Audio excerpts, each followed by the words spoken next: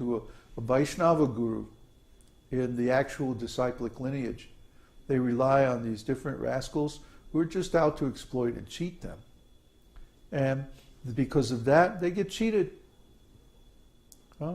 It's very nice. Oh, it sounds so wonderful. Actually, we're all God. Huh? It's nonsense. If you're God, create me a planet. Huh? It's okay, just a small one. It doesn't have to be very elaborate. Make a mosquito. Just, yeah, or a mosquito. It doesn't even have to be anything fancy. Huh? Make me a nice mosquito. Or a worm. Huh? Just let's take one of those earthworms out there and you can just duplicate it. Can you do that? If you can't, then you have no business claiming to be God. The scientists now, they're claiming to have developed proto-life. This is the latest nonsense. Just came out today, yeah. They've developed some molecule that can somehow reproduce itself. Great. Okay. Well, now we have molecules. Big deal.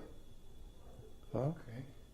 That molecule of salt can also do that. That's it. Yeah, that's all. And they put this big fancy name on it, proto-life. Wow. Well, if you believe that, I got a nice bridge in Brooklyn. It's hardly been used. It lasts you another century or two. Really cheap. Just send me a check. So, people are getting cheated. They're getting cheated because they don't bother to go to the original Vedic literatures. Instead, they go to some third-hand derivative teaching. But we don't accept this. We say, no, you have to go to the original Vedas. What do the original Vedas say? They say, bhaktya mam abhijanati. After many, many births, one surrenders to Krishna and worships him with devotional love. Bhaktya, with bhakti. Bhakti means devotion. It means a relationship between one person and another person. Between the jiva soul, like you and me, and the supreme person, like Krishna. So, in that sense, there is no conception of impersonal realization. The devotees don't care for anything impersonal, because that would mean the end of the personal relationship. And that's not enjoyable. So, if you read the Vedānta-sūtra, Vedānta-sūtra is the conclusion of the Vedas. And the Vedānta-sūtra has 4 parts. And the first adhyaya, the first part, is basically the exposition of the philosophy of the Lord and his potencies. The second part is a refutation of all impersonal and other bogus philosophies, especially Buddhism.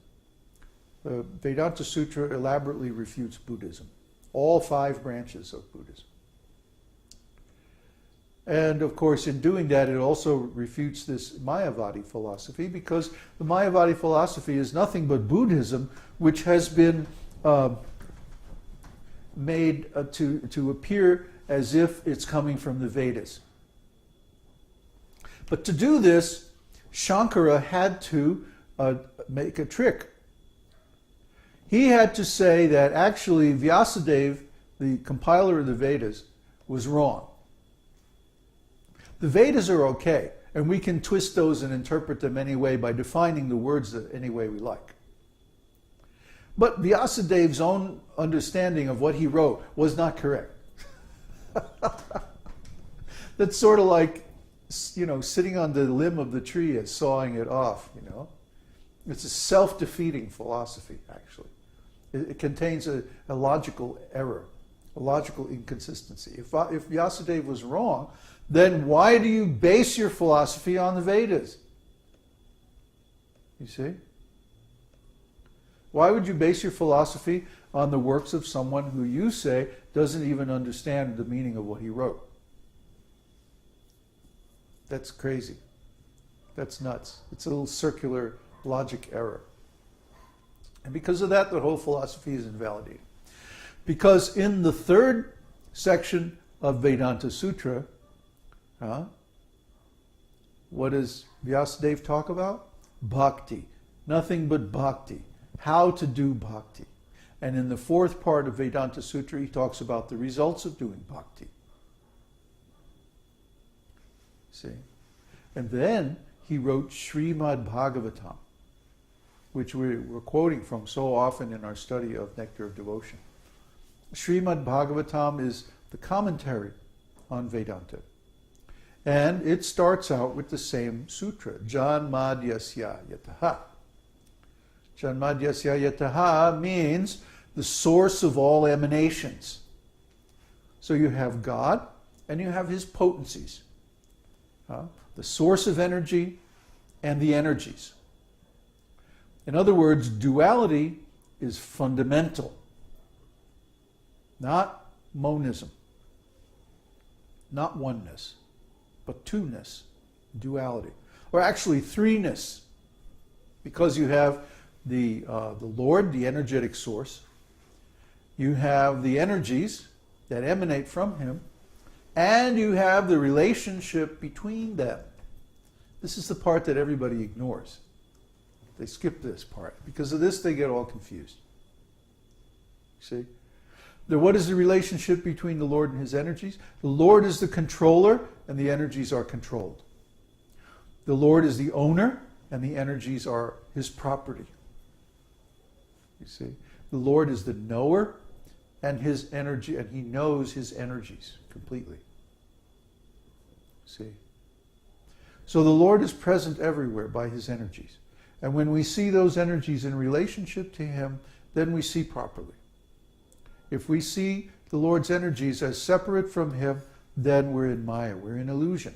Because actually, they belong to him, nobody else. Where does this world come from? Well, we can't see that with our senses. But we can hear from Vedic authority that it comes from God. So, this world must belong to God.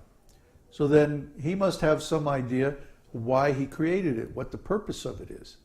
And all this is given in the Vedas. So if we follow the Vedic knowledge, then we automatically go towards God and we attain self-realization. But if we don't follow, then there's no guarantee what's going to happen. So if we accept this nonsense impersonal philosophy, then we're at tremendous risk. The best thing that can happen is that we get the same reward as the enemies of the Lord. Like Dantavakra and Shishupal and Kamsa, people like that. Dhritarashtra. That's the best thing that can happen. Most likely we're not even going to make it that far because the impersonalists are not very disciplined. Oh, yeah, I'm God. I can do anything I want. Great. Give me another one, bartender. So because of this, they fall down. See? They think, I don't have to follow any rules and regulations. I can do anything, whatever I want. Because of this conceit, because of this envy of the Lord, they envy the Lord's authority, they envy his beauty, they envy his power, they envy his potencies. And they want to collapse the Lord and his potencies and make them all one. See? They want to say that, for example, the matter, the external energy of the Lord, is the same as God. But we see that actually it's not. It doesn't have any of the qualities of God. It's not supreme, it's not eternal, it's not intelligent, it's not even conscious. But we are conscious. But we are the superior energy, the internal energy of the Lord. But because we're in illusion, we're identified with matter. We went over this yesterday in detail.